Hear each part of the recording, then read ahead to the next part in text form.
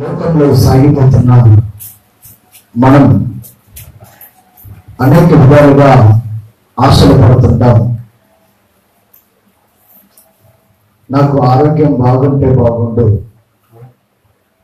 లేకపోతే నాకు సమస్యలు లేకుండా ఉంటే బాగుండు, నాకు ఉద్యోగం వస్తే బాగుండు, నాకు కావాల్సినవన్నీ నాకు అందుబాటులోకి వస్తే బాగుండు అని నాకు నాకు అనే మాటని ఎక్కువ వాడుతుంటాం. నాకు మాత్రమే అనే విధంగా మనం ఆలోచిస్తుంటాం. మా ఇంట్లో అయ్యుంటే బాగుండు అన్నట్లుగా. కానీ దేవుడు ఏమంటున్నాడంటే, నీ గురించి నువ్వు ఎక్కువగా ఆలోచించడం కన్నా నీ ఇతరుల కోసం కూడా నువ్వు అడిగే విధంగా ఉండాలి. ఈరోజు మనము ఎక్కడ చూసినా కానీ మా కుటుంబానికి కావాలి, నా పిల్లలకి కావాలి, నా కుమారులకి, నా కుమార్తెలకి ఇట్లా అడుగుతుంటాం ఏదైనా కానీ. కానీ దేవుడు అంటున్నాడు, నీ కొరకు కాకుండా ఇతరుల కొరకు నువ్వేమన్నా చేయగలుగుతున్నావా? ఇతరుల బలహీనతల కోసం నువ్వేమన్నా ప్రార్థన చేయగలుగుతున్నావా? ఇతరుల సమస్యల గురించి దేవుడిని అడుగుతున్నావా అని దేవుడు మనల్ని ప్రశ్నించబోతున్నాడు. ఈరోజు మనం చేసే ప్రార్థన ఎలా ఉంటుందంటే, మనకు కావాల్సిన దానికోసమే ప్రార్థన చేస్తున్నాం. దేవాది దేవుడు తెలియపరుస్తున్నాడు, మీ కొరకు కాదు ప్రార్థన చేయాల్సింది, మీ ఇతరుల కొరకు, మీ శత్రువుల కొరకు, మిమ్మల్ని బాధ పెట్టే వారి కోసం, లేకపోతే బలహీనతలో ఉన్న వారిని గుర్తెరిగి మీరే ప్రార్థన చేసే విధంగా ఉండాలి. అప్పుడు మీ ప్రార్థన నేను ఆలకిస్తాను అంటున్నాడు. ఈరోజు మన ప్రార్థన ఎలా ఉంటుంది, అసలు ఎలా చేస్తున్నాం, ఎవరి కోసం చేస్తున్నాం అనే విషయాలు మనం చూడాలి. దేవాది దేవుడిని సిలువ వేస్తున్నప్పుడు కూడా దేవాది దేవుడు దేవుణ్ణి ఈడ్చుకుంటూ, కొడుతూ, ఉమ్మి వేస్తూ, అనేక శ్రమలు పెడుతూ దేవుణ్ణి తీసుకువెళ్తున్నప్పుడు దేవుడు ఒక మాట అన్నాడు, వీరేమి చేస్తున్నారు, వీరు ఎరుగరు. చూడండి, అన్ని బాధలు, అన్ని కష్టాలు అనుభవిస్తున్న దేవుడు కూడా చివరికి తన గురించి తాను ఆలోచించకుండా తన ముందున్నటువంటి ప్రజల కోసం ఆలోచించాడు. వీరేం చేస్తున్నారో వీరికి తెలియదు ప్రభా, దయచేసి వీరిని క్షమించండి అని అడిగాడు. ఈరోజు మనం కూడా మన శత్రువుల కోసం, మన ఇరుగు పొరుగు వారి కోసం కూడా మనం ప్రార్థన చేసే లక్షణం కలిగి జీవించాలి. దేవుడిని పోలి నడుచుకుంటున్న మనం క్రైస్తవుడు అంటే కేవలం వారి కోసం వారు ప్రార్థన చేసే వారిగా ఉండకూడదు. అనేకుల కొరకు ప్రార్థన చేసే బిడ్డలుగా మనం ఉండాలి. ఎన్ని శ్రమలు వచ్చినా, ఎన్ని బాధలు వచ్చినా ఖచ్చితంగా నేను ఆదరిస్తాను అంటున్నాడు. మీకు సమస్య ఉందా, మీ కుటుంబంలో కానీ మీ ఇతరుల కొరకు కానీ నువ్వు ప్రార్థన చేస్తున్నప్పుడు ఆ సమస్యను ఎత్తి పట్టుకొని నా ముందు గుర్తు చేస్తూ ప్రార్థన చేయండి, నేను మిమ్మల్ని ఆదరిస్తాను అంటున్నాడు. కీర్తనల గ్రంథము 50వ అధ్యాయము 15వ వచనం చూసినట్లయితే, ఆపత్కాలమున నేను నన్ను గురించి మొరపెట్టుము, నేను నిన్ను విడిపించదును. చూడండి, ఆపత్కాలము ఎప్పుడైతే నీ ముందుందో, బాధలు ఎప్పుడైతే నీ ముందున్నాయో అప్పుడు ఖచ్చితంగా మనం ఏం చేయాలంట, మొరపెట్టాలి. రాత్రి కాలం కూడా మనం వాక్యాన్ని విన్నాం. మీలో ఎవరికైనా సమస్యలు, శోధనలు సంభవించినా వాడు ప్రార్థన చేయాలని రాయబడి ఉంది. ఇక్కడ కూడా దేవుడు అంటున్నాడు, మీకు ఆపత్కాలం ఏదన్నా ఉంటే, బలహీనతలు ఏమన్నా ఉంటే, బాధలు ఏమన్నా ఉంటే, కష్టాలు ఏమన్నా ఉంటే వాటి కొరకు మీరు మొరపెట్టండి, నేను ఖచ్చితంగా మీకు సహాయం చేస్తాను అంటున్నాడు. ఆపత్కాలమున ఆదుకొనదగిన గొప్ప సహాయకుడు యేసుక్రీస్తు ప్రభువాడు. నీ బాధలన్నీ తీర్చివేయగలవాడు యేసుక్రీస్తు ప్రభువాడు. బహుశా కొన్నిసార్లు మనకు ఆ బాధలు, సమస్యలు మన జీవితాల్లో పోవట్లేదంటే కారణం మనం కరెక్ట్ గా ప్రార్థన చేయట్లేదు. ఆపత్కాలంలో మీరు నన్ను మొరపెట్టుము, నేను మీకు ఉత్తరం ఇస్తాను అంటున్నాడు, సహాయం చేస్తాను అంటున్నాడు, ఆదుకుంటాను అంటున్నాడు. మనమే కరెక్ట్ గా దేవుని ఆరాధించే వారిగా మనం ఉండట్లా. ఎప్పుడన్నా ప్రార్థన చేయాలంటే వాళ్ళ కోసం నేను ఎందుకు చేయాలి, వీళ్ళ కోసం నేను ఎందుకు చేయాలి, వాళ్ళకు నాకు పడదు, నేను ఎందుకు చేయాలి వాళ్ళ కోసం, వారికి మాకు అసలు కుదరదు, వాళ్ళ బాగోగుల కోసం నేనెందుకు చేయాలి అని అంటుంటాం. దేవుడు అంటున్నాడు, నిన్ను వల్ల నీ పొరుగు వారిని ప్రేమిస్తూ నీ శత్రువు కోసం నువ్వు ఎప్పుడైతే ప్రార్థన చేస్తావో అప్పుడు వారిని దీవించి ఆ దీవుల ద్వారా మిమ్మల్ని కూడా ఆశీర్వదిస్తాను అంటున్నాడు. నీ శత్రువు బాగుపడ్డాడంటే, లేకపోతే బలహీనతల్లో అనారోగ్యంలో ఉన్న వారు బాగుపడ్డారంటే కారణం నీవే, నీ ప్రార్థనే.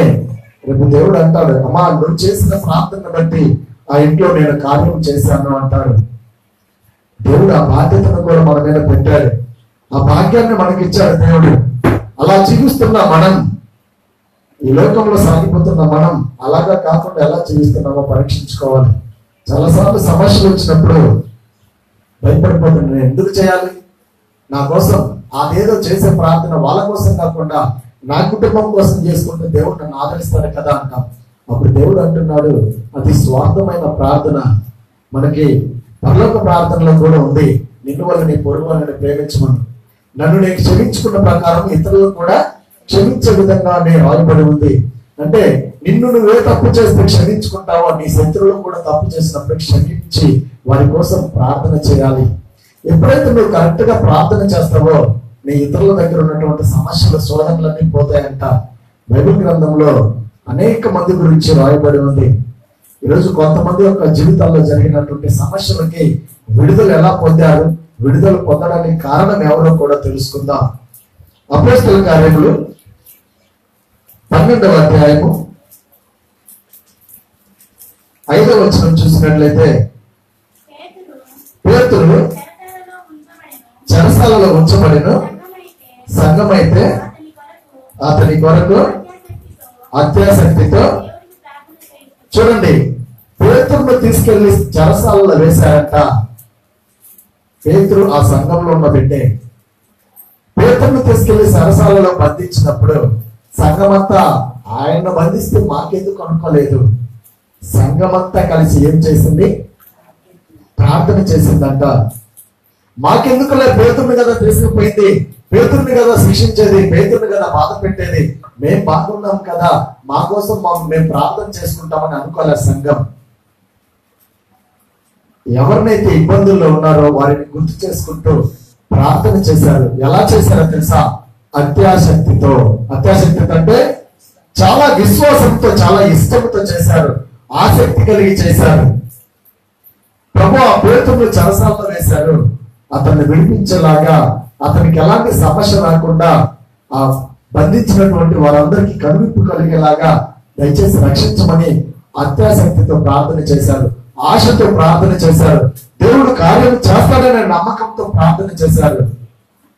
పేతురును చెరసాలలో వేసినప్పుడు సంఘమంతా అత్యాసక్తితో ప్రార్థన చేసినప్పుడు అక్కడ ఉన్నటువంటి చెరసాల ఏమైందంట, పునాదులు అదివి, చెరసాలలో ఉన్నటువంటి వారందరూ భయపడేలాగా సంఖ్యలు విడిపోయాయంట, బంధించబడిన సంఖ్యలు ఊడిపోయాయంట.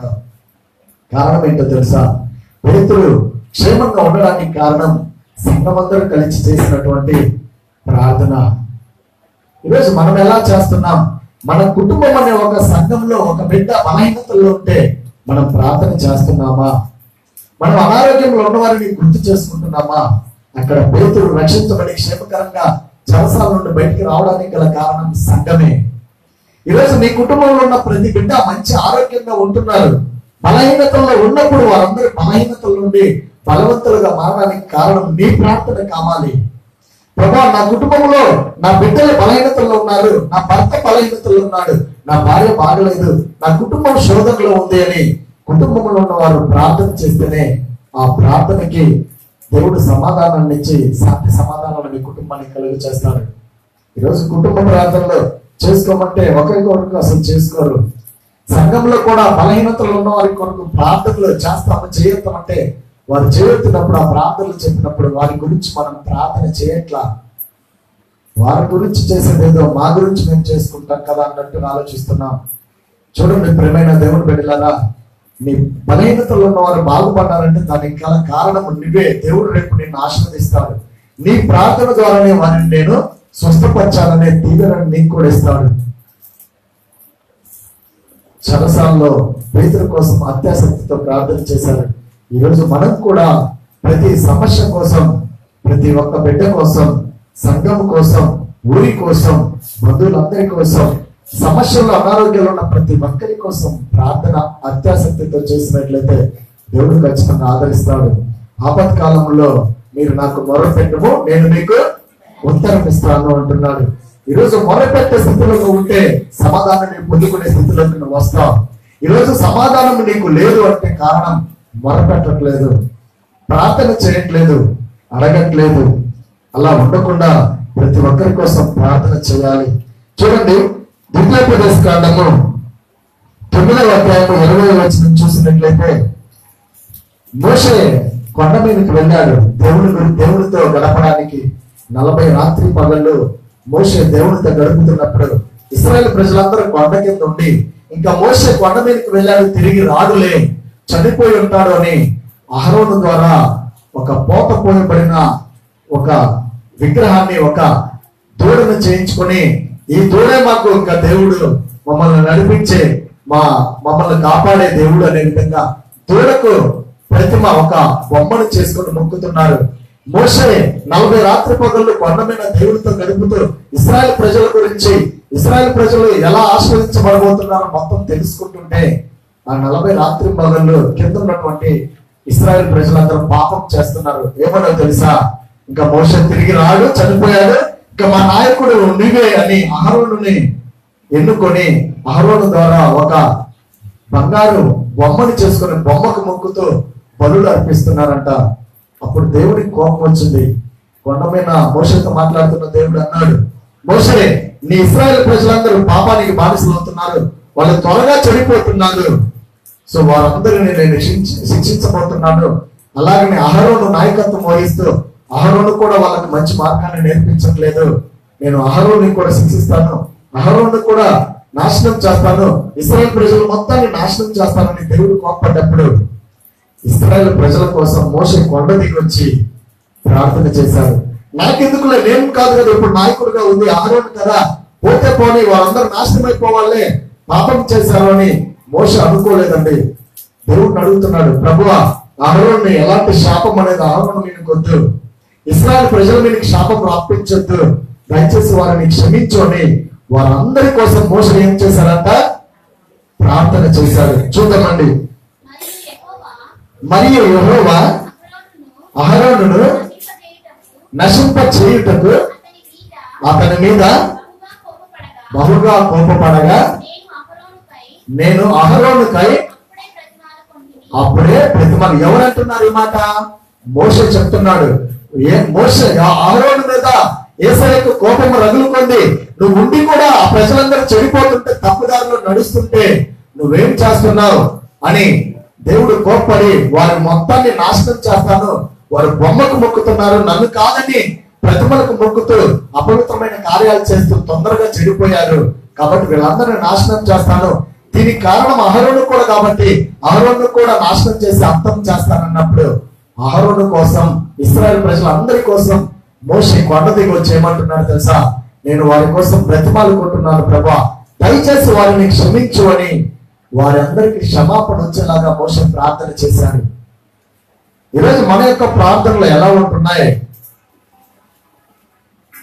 మందిరంలోకి వస్తున్న మనం, పోనీ వాళ్ళు నాశనం అయిపోవాలి, నాకు ఇవ్వమంటే నాకు ఇవ్వలేదు ఆ పదవి, నాకేమంటే ఆ అధికారాన్ని నాకు ఇవ్వలేదు, వాళ్ళు కదా పో నాశనం అయిపోవాలనే విధంగా మనం ఉండకూడదు.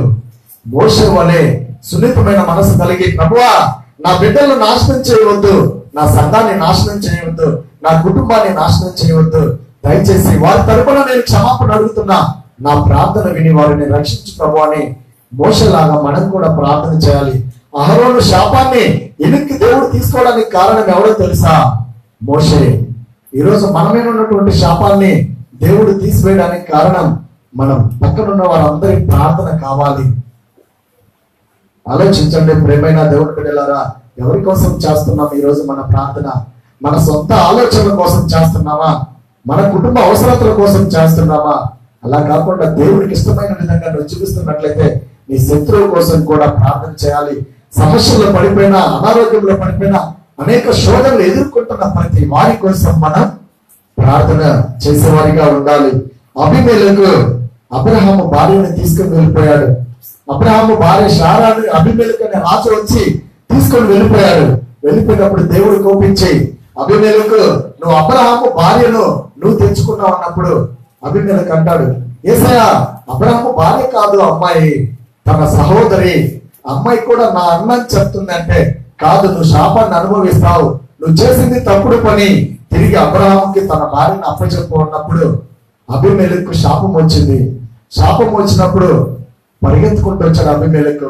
వచ్చి అబ్రహాం దగ్గర అంటున్నాడు, ఎందుకయ్యా నీ చెల్లెని చెప్పావు, అందుకే నేను తీసుకెళ్ళాను అమ్మాయిని అన్నప్పుడు, మీరు నన్ను చంపేస్తారేమో నన్ను భయపడి నేను అలా చెప్పాను అన్నప్పుడు, నువ్వు చెప్పిన దాన్ని బట్టి నేను అమ్మాయిని తీసుకెళ్ళిపోయి నా అంతఃపురంలో ఉంచుకున్నప్పుడు దేవుడు శాపాన్ని నా మీదకి పెట్టాడు.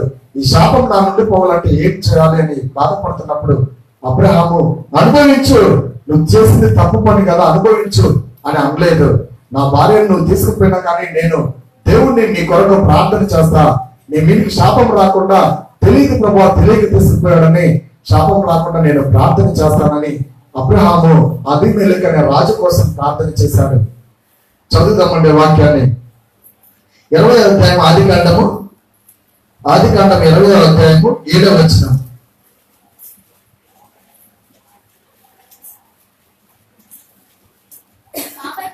కాబట్టి ఆ మనుషుని భార్యను తిరిగి అతనికి అప్పగించుము, అతడు ప్రవక్త, అతడు నీ కొరకు ప్రార్థన చేయును. చూడండి, అబీమెలెకు శాపం వచ్చింది. అబ్రహాము భార్యను ఎత్తుకొని పోయినప్పుడు శాపం ఉన్నప్పుడు అబీమెలెకు అబ్రహాం దగ్గరకు వచ్చి, ఎందుకైనా నువ్వు చెల్లెలని చెప్పావు, నాకు శాపం రావడానికి నువ్వే కారణం అంటే, అప్పుడు అబ్రహాము అబీమెలెకు కోసం ప్రార్థన చేశాడు. ప్రభువా, ఈ రాజు తెలియక నా భార్యని తీసుకువెళ్ళాడు, దయతో క్షమించు, ఇతన్ని శిక్షించొద్దు, ఇతనికి శాపం వద్దు. అతనికే కాదు శాపం, అతని కుటుంబం అంతటికి, అతని సంతానం మొత్తానికి శాపం వచ్చింది. ఆ శాపము నుండి రక్షించబడడానికి అబ్రహాము ప్రార్థన చేశాడు. ఈరోజు మన దగ్గర నుండి ఏదన్నా వస్తువు తీసుకొని పోతేనే మనం ఓర్చుకోలేము. వాడు నాశనం అయిపోవాలి, వాడు అలా అయిపోవాలి, వాళ్ళు ఇలా అయిపోవాలి అంటాం. కానీ అబ్రహాము తన భార్యని తీసుకొని వెళ్ళినా కానీ శాపం రాకుండా వెంటనే అబ్రహాము అబీమెలెకు అనే రాజు కోసం, ప్రభా క్షమించు ప్రభా తెలియక తీసుకుపోయాడు, అతన్ని రక్షించు ప్రభా, శపించొద్దు ప్రభా, బాధలు పెట్టొద్దు ప్రభా, కష్టాలు పెట్టొద్దు ప్రభా, అతనితో పాటు ఆ కుటుంబాన్ని మొత్తాన్ని క్షమించు అని చెప్పేసి అబ్రహాము అబీమెలెకు కోసం ప్రార్థన చేశారు. చదువుదాం మళ్ళీ అదే వచనాన్ని, 7వ వచనం. కాబట్టి ఆ మనుషుని భార్యను తిరిగి అతనికి అప్పగించుము, అతడు ప్రవక్త, అతడు నీ కొరకు ప్రార్థన చేయను. చూడండి, అతడు నీ కొరకు ప్రార్థన చేస్తాడు, అప్పుడే నువ్వు బతుకుతావు. నువ్వు అతని భార్యను తిరిగి అతనికి అప్పచెప్పకపోతే నువ్వు బ్రతకవు, నువ్వు నాశనమైపోతావు, నీకు శాపం వస్తుందని దేవుడు అన్నప్పుడు బాధపడుతూ భయపడుతూ అబీమెలెకు అడిగితే అబ్రహాం ప్రార్థన చేశాడు. ఈరోజు మనం ఏం చేస్తున్నాం? మన ఎదుటి వారు మన నుండి ₹1 తీసుకుని తిరిగి ఇవ్వకపోతే నువ్వు నాశనం అయిపోతావురా, నువ్వు ఇంతేరా, నువ్వు అంతేరా అని శపిస్తుంటాం. కానీ అబ్రహాం అలా చేయలేదు.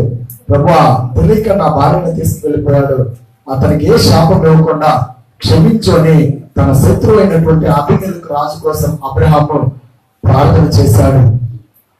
ఇలాగనే బైబిల్ గ్రంథంలో చాలా మంది ఉన్నారండి.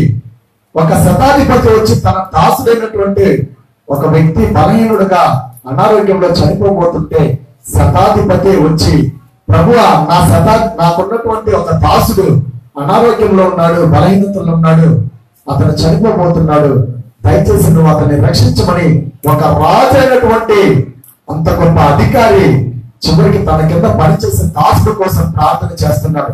చదువుతామండి. మత్తయి సువార్త 8వ అధ్యాయము 5వ వచనం నుండి చదివినట్లయితే,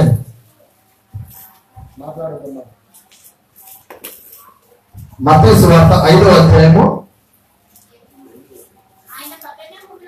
8వ అధ్యాయము 5వ వచనం నుండి చదువుతున్నాం.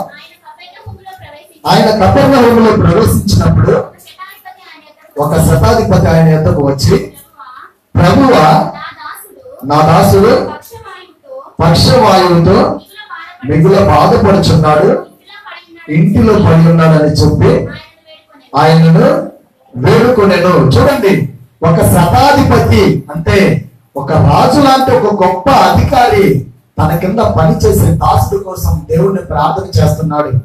దేవాది దేవుడు ఒక మందిరంలో ఒక చోట ప్రార్థన సువార్త ప్రకటిస్తున్నప్పుడు ఈ శతాధిపతి వెళ్ళాడంట అక్కడికి. చూడండి, వెళ్ళి శతాధిపతి వెళ్ళాడు, కానీ శతాధిపతి కింద చాలా మంది పని వాళ్ళు ఉన్నారని ఆ పని వాళ్ళని పిలిచి, యేసయ్యను మన ఇంటికి తీసుకురా, మన దగ్గర ఉన్నటువంటి దాసుడు బలహీనతలో ఉన్నాడు, అతన్ని స్వస్థపరచాలంటే ఆయన తీసుకురమ్మని పనిని పంపిలా శతాధిపతి ఏం చేశాడు? తనంతలుగా తాను వెళ్ళాడు. వెళ్ళి యేసయ్య, నా దాసుడు బలహీనతలో ఉన్నాడు, పక్షవాయువుతో బాధపడుతున్నాడు, అనారోగ్యంతో బాధపడుతున్నాడు, ఇంట్లో పడి ఉన్నాడు, దయచేసి నువ్వు వచ్చి అతన్ని స్వస్థపరచమని తనంతటిగా తాను వెళ్ళాడు. అంత గొప్ప అధికారి వెళ్ళి దాసుడు కోసం ప్రార్థన చేస్తున్నాడు. మా ఇంటికి రమ్మని అడుగుతున్నాడు. రమ్మంటూ ఇంటికి రమ్మని కూడా అడగట్లేదండి, స్వస్థపరచమని అడుగుతూ ఇంకో మాట అంటున్నాడు, నువ్వు నా ఇంటికి రావడానికి నేను యోగ్యుడు కాదు, నువ్వు ఒక మాట చెప్పు చాలు, నా దాసుడు స్వస్థపడతాడు అని అడుగుతున్నాడు. చదువుదామండి. యేసు, నేను వచ్చి వానిని స్వస్థపరచదనని అతనితో చెప్పగా ఆ శతాధిపతి, ప్రభువా, నీవు నా ఇంట్లోకి వచ్చుటకు నేను పాత్రులను కాను, నువ్వు మాట మాత్రము సెలవిమ్ము, అప్పుడు నా దాసుడు స్వస్థపరచబడును. నేను చూడండి, అంత గొప్ప అధికారి తనంతటిగా తాను అక్కడికి వెళ్ళి యేసయ్యను అడుగుతున్నాడు. ఏ పని మనిషిని పంపించలేదు, యేసయ్యను బతికరా మన ఇంట్లో ఉన్న అతన్ని స్వస్థపరచడానికి అని.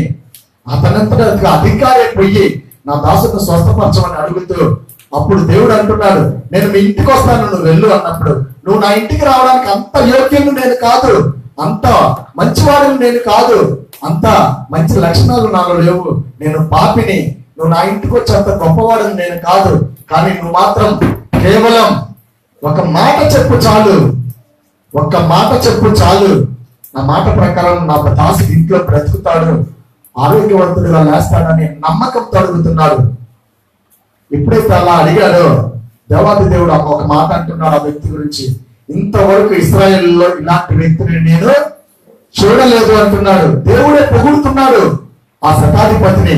ఇంత గొప్ప అధికారి అక్కడ ఏమంటున్నారు తెలుసా శతాధిపతి, యేసయ్యా, నా కింద ఎంతో మంది పని వాళ్ళు ఉన్నారు, నేను రమ్మంటే వస్తారు, రమ్మంటే పోతారు, ఏ పని చేయమంటే ఆ పని చేస్తారు, కానీ నా దాసుని స్వస్థపరచుకోవడానికి నేనే నీ దగ్గరికి వచ్చాను, నువ్వు మా ఇంటికి వచ్చేంత నేను గొప్పవాడిని కాదు, అయినా కానీ నువ్వు కేవలం ఒక మాట చెప్పు చాలు, నా దాసుడు స్వస్థపడతాడు అని అడుగుతున్నప్పుడు దేవుడు ఆ వ్యక్తి గురించి ఒక మాట అన్నాడు.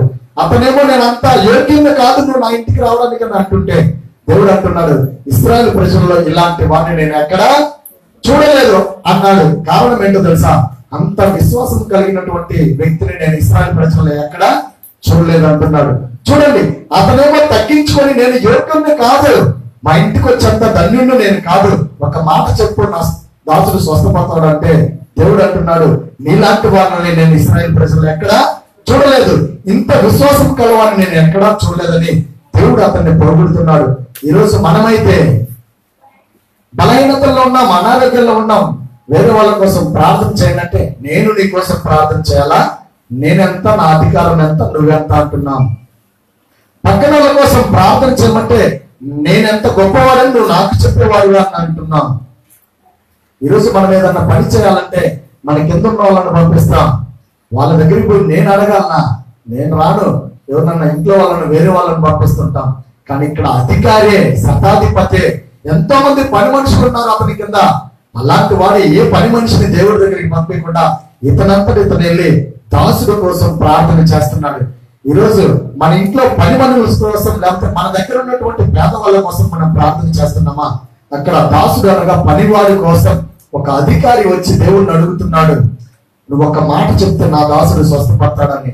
ఈరోజు మన ఇళ్లలో బహుశా పనులు చేసే వాళ్ళు ఎవరైనా ఉంటే వాళ్ళ కోసం ప్రార్థన చేస్తున్నామా? అనాథలుగా ఉన్న వాళ్ళ కోసం ప్రార్థన చేస్తున్నామా? నేనేంటి అనాథల కోసం ప్రార్థన చేయడం ఏంటి, నేనేంటి అలాంటి వారి కోసం ప్రార్థన చేయడం ఏంటని గొప్పగా గర్వం ఉంటున్నాం.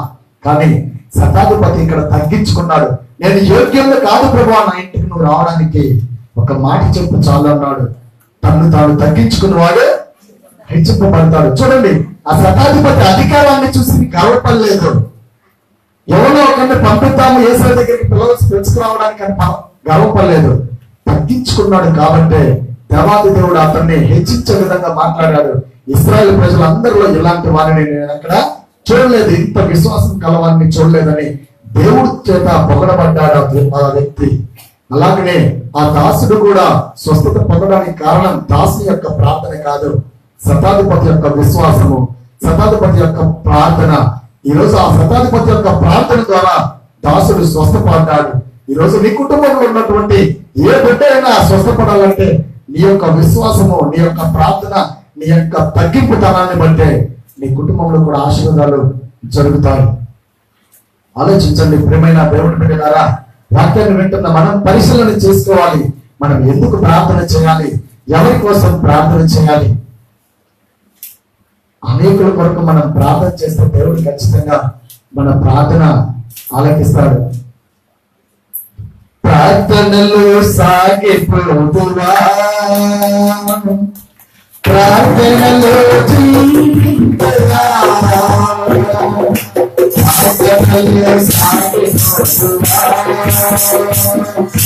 ప్రార్థనలో జీవించరా, ప్రార్థనలే మన ఆశ్రయం,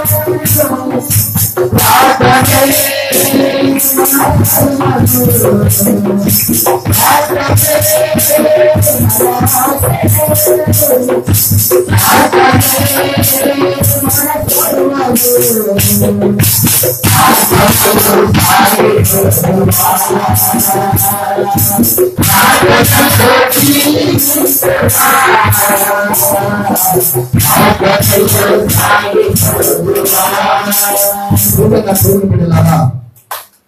ప్రార్థనలను సాగిపోయినట్లయితే, ప్రార్థనలను జీవించినట్లయితే అనేక ఆశీర్వాదాలు మనకు వస్తాయని దేవాదేవుడు తెలియపరుస్తున్నాడు. ఆ విధంగా ప్రతి వారి కోసం మనం ప్రార్థన చేసే తత్వము మనం కలిగి జీవించాలి. నిర్గమకాండం 32వ అధ్యాయము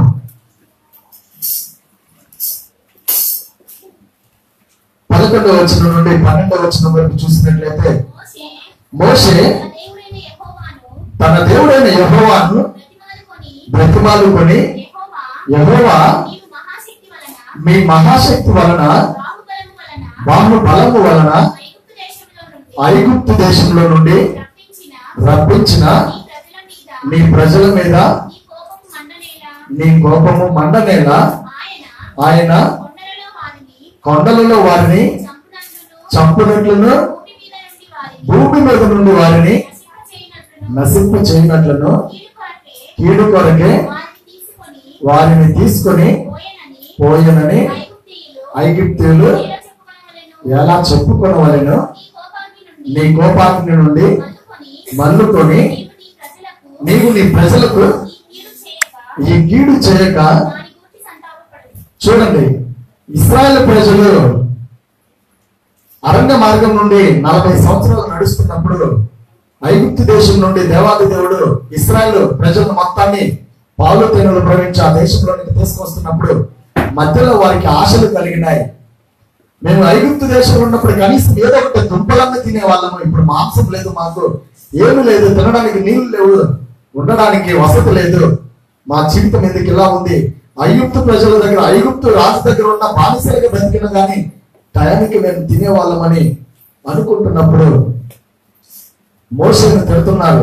మోషే, నీ నాయకత్వంలో మమ్మల్ని బయటికి తెచ్చావు, తినడానికి తిండి లేదు, మాంసం లేదు, రొట్టెలు లేవు, దుంపలు లేవు, ఏమి లేవు, నీ సంగుతూ గొడుగుతూ నీళ్లు లేవు, మమ్మల్ని చంపడానికి నువ్వు తీసుకొచ్చావని మోషేను తిడుతున్నారు. దేవుడు మీద గొడుగుతున్నారు. ఆ సందర్భంలో దేవుడికి కోపం వచ్చింది. ఎందుకు నా ప్రజలను నేను మంచి జీవితాన్ని ఇవ్వాలని ఆ ఐగుప్తు దేశం నుండి పాలు తేనెలు ప్రవహించే దేశంలోకి తీసుకొస్తుంటే వీరి శరీర కోరికలను బట్టి తినాలి, తాగాలి, సంతోషంగా ఉండాలని ఆశలు కలిగి చివరికి నా భక్తుడైనటువంటి మోషేను తిడుతున్నారు, నన్ను దూషిస్తున్నారని దేవుడు కోపం కలిగి వీరిని ఇక్కడనే అంతం చేద్దాం, నాశనం చేద్దామని దేవుడు కోపపడ్డాడు. అప్పుడు మోషే అంటున్నాడు, యేసయ్యా నీ ఉగ్రతను ఈ బిడ్డల మీదకి రప్పియొద్దు. ఎందుకంటే ఒకవేళ నువ్వు ఇలా ఉగ్రతను శాపాన్ని ఇచ్చి ఈ కొండల మధ్యలో ఈ లోయల్లో వీళ్ళందరినీ చంపేస్తే అప్పుడు ఐగుప్తు ప్రజలు అనుకుంటారు, మా దగ్గర ఉన్నప్పుడు బానిసలుగా ఉన్నారు, ఇప్పుడు వెళ్ళిపోయి మొత్తం అక్కడ చనిపోయారు, వాళ్ళ దేవుడు అందుకే తీసుకుపోయినా వాళ్ళని మంచి ప్రదేశాన్ని ఇస్తానని తీసుకుపోయి చంపేశారని వాళ్ళందరూ అనుకుంటారు. ప్రభా, అలా జరగడానికి వీలు లేదు, వాళ్ళందరూ అలా అనుకునే అవకాశాన్ని వేయొద్దు, దయచేసి వారిని క్షమించమని మోషే వాళ్ళందరి కోసం కోపంగా ఉన్నటువంటి దేవుడిని అడుగుతున్నాడు. నీ కోపాన్ని తగ్గించుకో, నీ కోపాన్ని మార్పించుకో, నీ కోపాన్ని తీసివేసుకో, నీ కోపంలో నుండి మరల ప్రభా వాళ్ళని ఏమి చేయమాకు, వాళ్ళు తెలియక తినడానికి ఆశలు పడ్డారు, దూషించారు, ఎలా పడితే అలా జీవిస్తున్నారు, వాళ్ళని ఏం చంపేయొద్దు అని మోషే వాళ్ళందరి కోసం ప్రార్థన చేశాడంట. మన జీవితాల్లో కూడా అందరి కోసం ప్రార్థన చేయాలి. నీ బిడ్డల సంఘం కోసం, ఊరు కోసం, రాష్ట్రం కోసం, దేశం కోసం ప్రార్థన చేసేలాగా మనం ఉండాలి. ఎందుకంటే మనం అందరము అబ్రహాము సంతానం. అబ్రహాము సంతానంగా ఉన్నటువంటి మనము అందరము ఏక శరీరం. మన అందరిలో ఉన్న రక్తం యేసయ్య రక్తం. ఆయన బిడ్డలుగా ఉన్న మనము, ప్రభువా నీ బిడ్డలుగా జీవిస్తున్న ఏ ఒక్కరూ నాశనం అయిపోవడానికి ఇష్టం లేదు ప్రభువా, నేను ప్రార్థన చేస్తున్నా, ఎవరి మీదన్నా నీకు కోపం ఉంటే దయచేసి తీసివేయి ప్రభువా అని మనం కూడా ప్రార్థన చేసే విధంగా దేవుడిలో సాగిపోవాలి. మోషే అలాగ ప్రార్థన చేసి వారి మీదకి వచ్చేటువంటి ఉగ్రతను రాకుండా ప్రార్థన ద్వారా మోషే ఆపివేశాడు.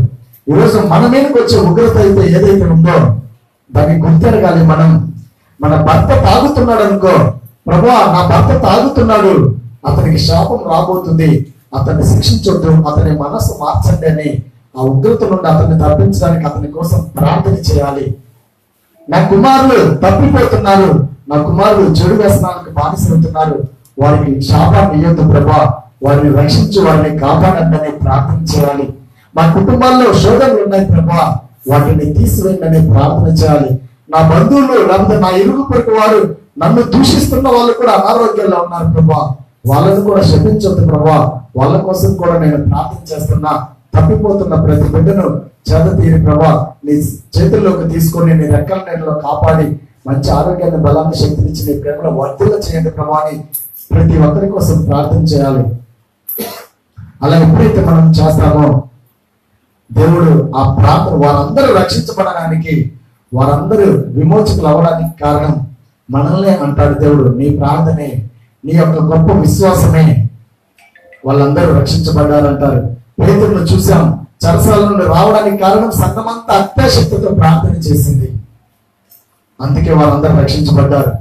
వాక్యాన్ని వింటున్న ప్రేమైన దేవుని బిడ్డ, బైబిల్ గ్రంథంలో అనేకులు ఉన్నారు. స్టెఫనును రాళ్లతో కొట్టి చంపుతున్నప్పుడు, స్టెఫనుని రాళ్లతో కొట్టి దాంట్లో గుంటలో పడేసి రాళ్లతో కొట్టి చంపుతున్నప్పుడు స్టెఫను ఒక మాట అన్నాడు, ప్రభువా వీళ్ళందరూ నన్ను శిక్షిస్తున్నారు, వీళ్ళందరూ నన్ను బాధ పెడుతున్నారు, వీళ్ళందరినీ క్షమించి ప్రభు అని వారందరి కోసం ప్రార్థన చేశాడు. నన్ను కొట్టొద్దు, నన్ను చంపొద్దని అనలే అక్కడ. ప్రభువా వీళ్ళందరినీ క్షమించు ప్రభువా, తెలియక నీ బిడ్డ అయినటువంటి నన్ను శోధనలు పెడుతున్నారు, నన్ను చంపేస్తున్నారని స్టెఫను ప్రార్థన చేశాడు. చావులో కూడా తన శత్రువుల కోసం ప్రార్థన చేశాడు. చావులో కూడా శత్రువుల కోసం ప్రార్థన చేశాడు స్టెఫను. అలాగనే యోబును చూడండి. యోబు అనేక సమస్యలు, అనేక శోధనలు వచ్చినప్పుడు తన స్నేహితులు యోబు దగ్గరకు వచ్చి దూషించారు. ఎందుకు రంగా నువ్వు ఇట్లా అని, ఎందుకు నీకు ఇలా జరిగిందని వాళ్ళు కూడా దూషించారు. అలాగనే యోబు భార్య కూడా యోబును, ఎందుకు నువ్వు బ్రతకడం, ఇంత అనారోగ్యం ఉన్నప్పుడు నువ్వు బ్రతికి మళ్ళీ విశ్వాసంతో దేవుణ్ణి సాగిపోవాలా, నీ దేవుణ్ణి దూషించి చనిపోవాయా అని భార్య కూడా అన్నప్పుడు భార్య కోసం, స్నేహితుల కోసం యోబు ప్రార్థన చేశాడు. భార్య కోసం, స్నేహితుల కోసం యోబు కన్నీటితో, మీరు అలా అనవద్దు, దేవుడు ఒకప్పుడు మనల్ని ఆదరించాడు, ఈరోజు సమస్యలు వచ్చినాయని దేవుడిని దూషించకూడదు, దేవుడిని శోధించకూడదు, దేవుడిని బాధ పెట్టకూడదు అని చివరికి తన స్నేహితుల కోసం, తన భార్య కోసం యోబు ప్రార్థన చేశాడు కన్నీటితో. దేవుడు వారిని క్షమించాడు. ఈరోజు మనం కూడా ఈ వాక్యాన్ని వింటున్న ప్రియమైన దేవుడి బిడ్డ, మనం కూడా ఒకరికొరకు ఒకరు ప్రార్థన చేసుకోవాలంట. యాకోబు పత్రిక 5వ అధ్యాయం 16వ వచనం చూసినట్లయితే, యాకోబు పత్రిక 5వ అధ్యాయము 16వ వచనం, మీ పాపములు ఒకరితో ఒకరు ఒప్పుకొని మీరు స్వస్థత పొందినట్లు ఏం చేయాలంట? స్వస్థతను పొందుకోవాలంటే ముందుగా మనం ఒకరితో ఒకరు పాపములు ఒప్పుకోవాలి. ఈరోజు మనం పాపాలు ఒప్పుకోము, ఎంతసేపు ఉన్న కప్పు పెట్టుకుంటాం. నన్ను ఎవరు చూడలేదుగా, ఈ పాపము నేను చేశాను, నన్ను ఎవరు చూడలేదుగా, ఈ తప్పుడు పని నేను చేశాను, నన్ను ఎవరు చూడలేదుగా అని కప్పు పెట్టుకుంటుంటాం. కానీ దేవుడు ఇక్కడ ఏమంటున్నాడు తెలుసా? మీ పాపములు ఒకరితో ఒకరు ఒప్పుకొని ఒకరి కొరకు ఒకరు ప్రార్థనలు చేసుకోవాలంట. ఈరోజు మనం ఒకరితో ఒకరు పాపాలు ఒప్పుకోవాలంటే చాలా బాధపడతాం. అమ్మో నేను చెప్పిన మాటలన్నీ తెలిసి ఊళ్ళో అందరికి చెప్తారేమో అని బాధపడతాం. కానీ దేవుడు అంటున్నాడు, ఒకరితో ఒకరు చెప్పుకోండి, మీ పాపాలు ఒప్పుకోండి. నా దగ్గరకు వచ్చి మీ పాపాలు ఒప్పుకొని ఒకరి కోసం ఒకరు ప్రార్థన చేసుకున్నట్లయితే ఖచ్చితంగా నేను మిమ్మల్ని తీరుస్తాను అంటున్నాడు. ఈరోజు ఒకరి కోసం ఒకరు ప్రార్థన చేస్తున్నామా? కుటుంబాల్లోనే ఒకరంటే ఒకరికి పడదు. ఈరోజు ఒకరంటే ఒకరికి ఇష్టం ఉండదు. తండ్రి ఒక పక్క, తల్లి ఒక పక్కన, పిల్లలు ఒక పక్కన.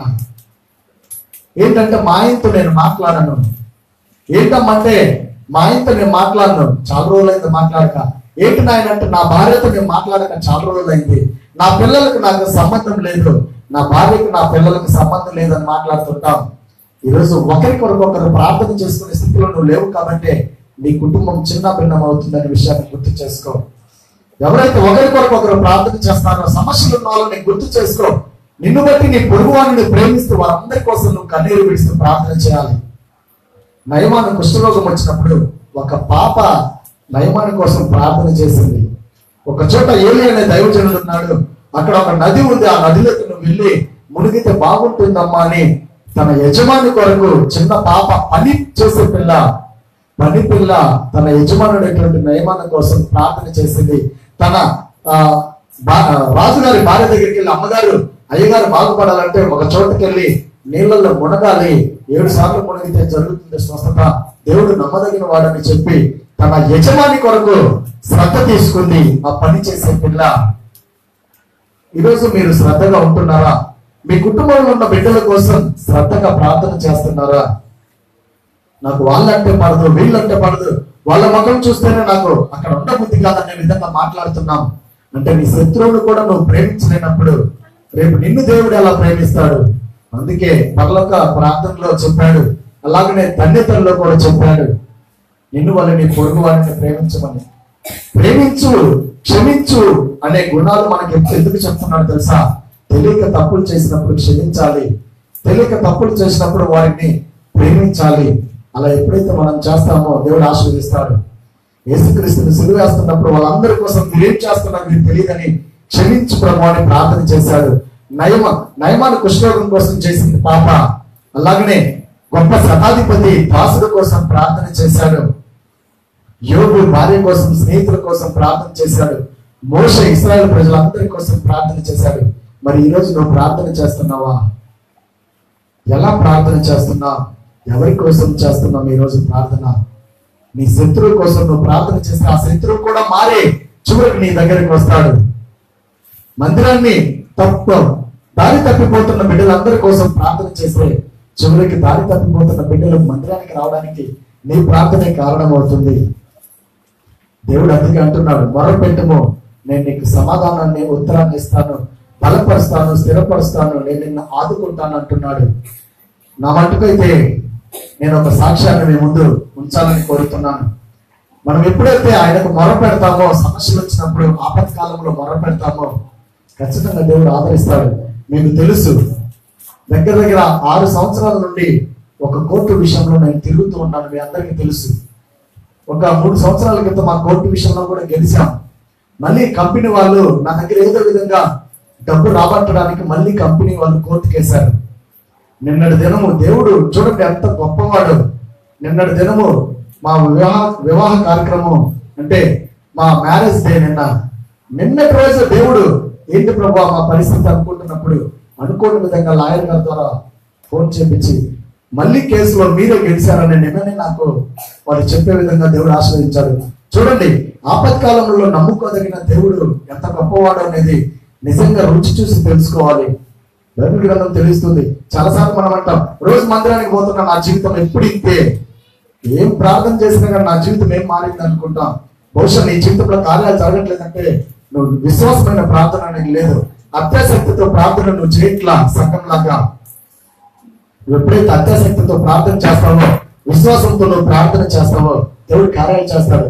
ప్రభా ఏంటి ప్రభా ఈ కేసు విషయం అని 3 సంవత్సరాలు, అంతకుముందు 3 సంవత్సరాలు అయిపోయింది, మళ్ళీ వేశారు, మళ్ళీ 3 సంవత్సరాల దగ్గర నిన్నటి దినం ఏంటి ప్రభా అని ప్రార్థన చేసుకున్నప్పుడు మీకు తెలియదు, చాలా మందికి నేను చెప్పలేదు. చివరికి చిన్నయ్యకి మాత్రమే, నా భార్యకి మాత్రమే తెలుసు, మా అమ్మకు తెలుసు. ఈ మధ్య వాయిదాకి వెళ్ళొచ్చాను నేను. అంటే నేను చేసిన తప్పు కాదు అది, మా నాన్నగారు డబ్బు తీసుకొని చనిపోయాడని మా నాన్నగారు ఆస్తి ఏదో ఒక విధంగా లాక్కోవాలని కంపెనీ వాళ్ళు అలా వేస్తున్నారు. కొడుకు నీ బాధ్యత నువ్వు కట్టు అంటున్నారు. అలా అంటున్నప్పుడు చనిపోయిన వ్యక్తి దగ్గర డబ్బులు వేస్తారు, ఎలా వసూలు చేస్తారని మనం వేసాం. మీరు ఇచ్చింది 75,000 అయితే మా నాన్న 5.5 లక్షలు పెట్టాడు, మళ్ళీ ఆ డబ్బు నాకు రాలేదు అని మనం ఎదురేసాం. ఇప్పటికి తెలుసు వీళ్ళందరికీ ఇన్ని బాండ్లు ఉన్నాయి నా దగ్గర, ఒక్కటి పనిపించేది కాదు. ఆ బాండ్లన్నీ లెక్కేస్తే 6,50,000 దగ్గర వచ్చినాయి. మా నాన్నగారి కంపెనీకి పెట్టి చనిపోయినాయి. అలా జరుగుతున్నప్పుడు ఏంటి ప్రభా అన్నప్పుడు మొన్న దీపావళి పండుగ నైట్ నేను కాకినాడ వెళ్ళాను, ప్రార్థన చేశా. ఈ వాయిదాతో డిసైడ్ అయిపోద్ది ప్రభా అని చెప్పేసి ప్రార్థన చేసి అక్కడికి వెళ్ళి నిలబడి కోర్టులో నిలబడి మాట్లాడి వచ్చా.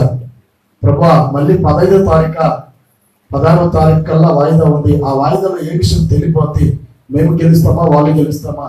వాళ్ళు గెలిస్తే నేను 3.5 లక్షలు కట్టాలి ప్రభా, నీ కృప చూపించని మేము ప్రార్థన చేసుకున్నాం.